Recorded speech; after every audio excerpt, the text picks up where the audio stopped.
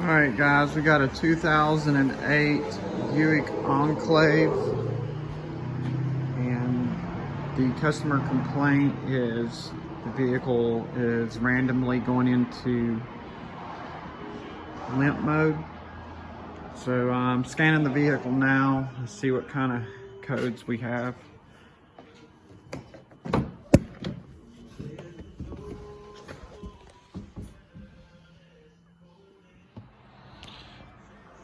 This thing's lit up like a Christmas tree, but we're just going to concentrate on the limp mode issue.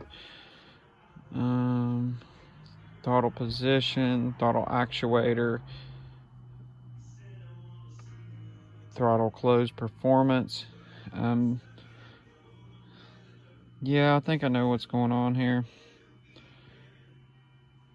Throttle position performance. I think the throttle position sensor, there's circuit 1 and 2, which is there's two different throttle position sensors in the throttle body, and they kind of have to, they watch each other, and they, if one of them's out of range, it'll cause a limp mode condition. This correlation code is the one I think that causes the limp mode condition. So let's go into data, read data stream, instrument, throttle actuator data. How convenient. Here's the two.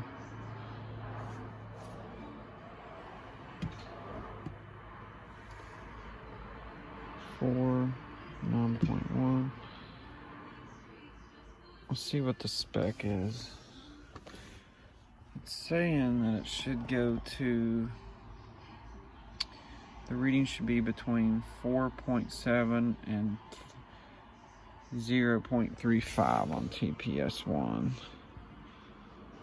So that's this one.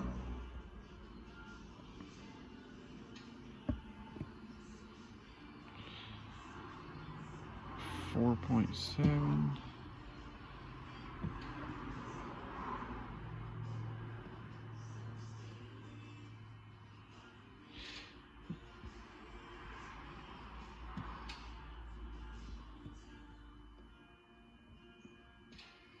That one should be between 0.25 and 4.9.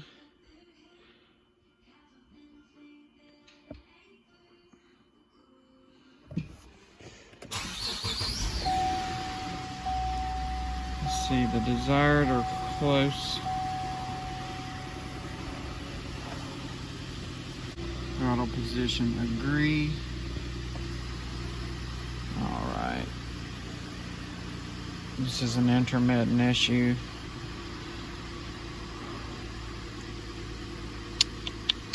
Let's see. Probably have to put a scope on it just to see what's going on here, because they seem to agree to each other right now. Everything looks pretty decent. Okay. Let's try hooking up a scope and see if that gives us any more accurate data. Okay, I got the scope hooked up to one trace is on TPMS1, the yellow trace, and the green trace is on TPMS2. And we're gonna start it up. We may not even have to start it, but I probably want to get the sensor hot to try to recreate the condition. So we'll see what happens. I'm gonna bring the scope into the car with me.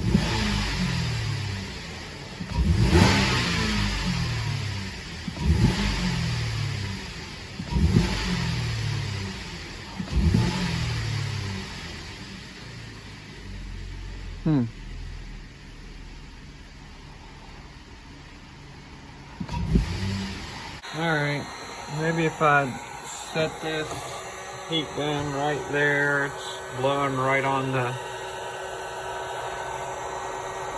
throttle position sensor. I got the heat gun on low so it doesn't melt anything. I just want to get it a couple, maybe up to 150 degrees or something.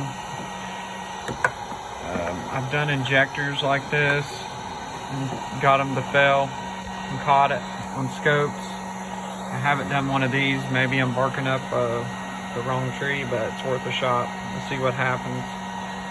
I'll let that heat up and then we'll move back to the scope and give it a shot. All right, the heat gun's been on there for a couple minutes.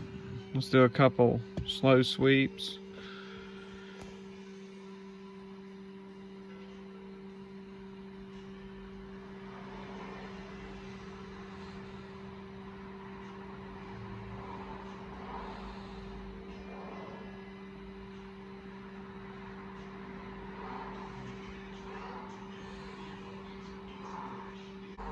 Faster, do a couple fast.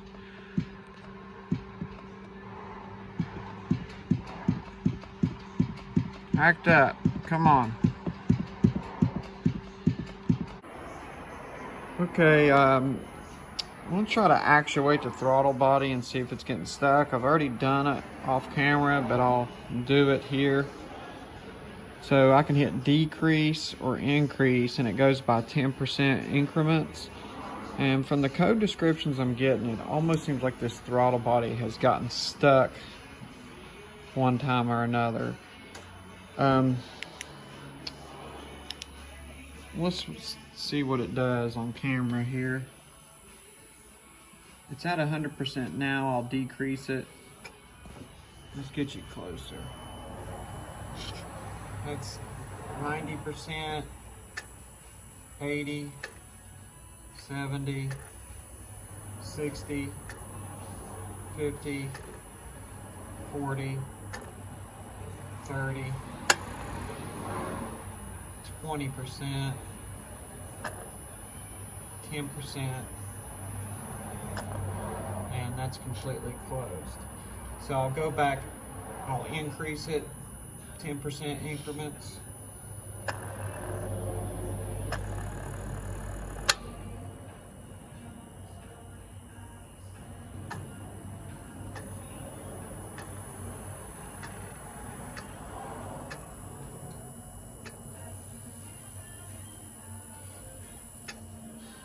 This thing could just be dirty. I mean, it looks really dirty. It obviously needs cleaned.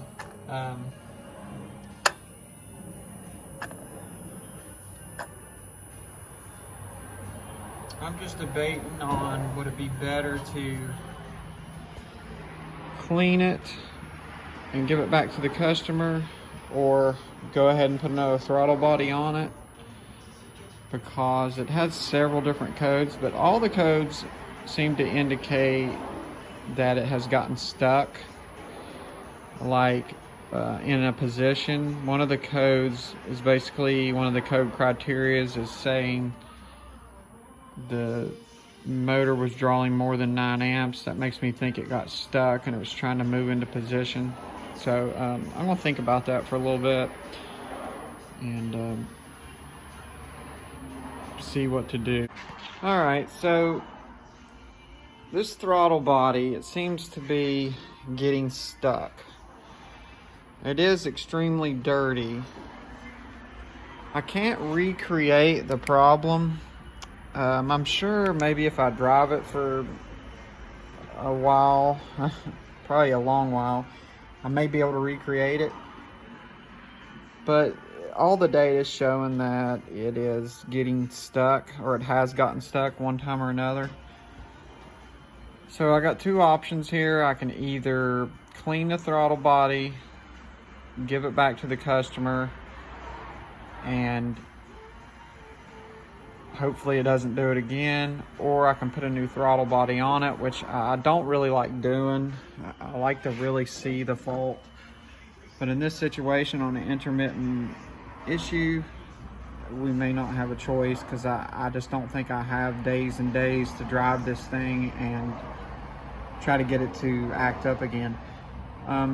Probably what I'm going to do is I will drive it home with the scope hooked up to it, and I'll try to get some of that footage, and we'll see if we can capture it then. If we can't capture it by the time I drive it home and then drive it back to work in the morning, then I'll come up with a decision on what the best option is for the customer at that point. So we'll keep rolling.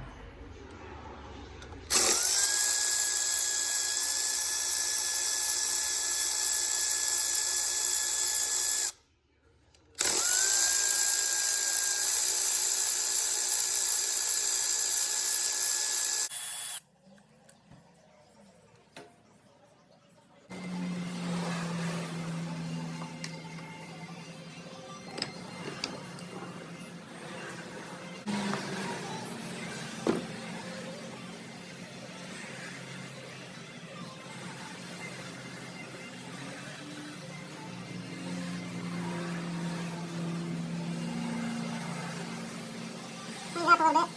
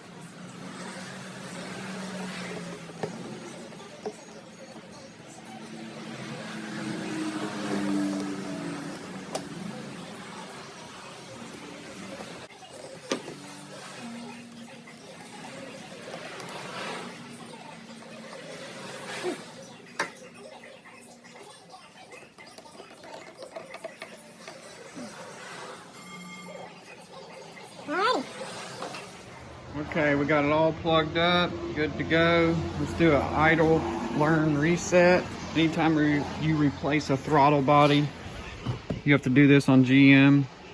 So just go to the ECM, enter special functions, idle learn reset, press OK, and reset. And that should be it.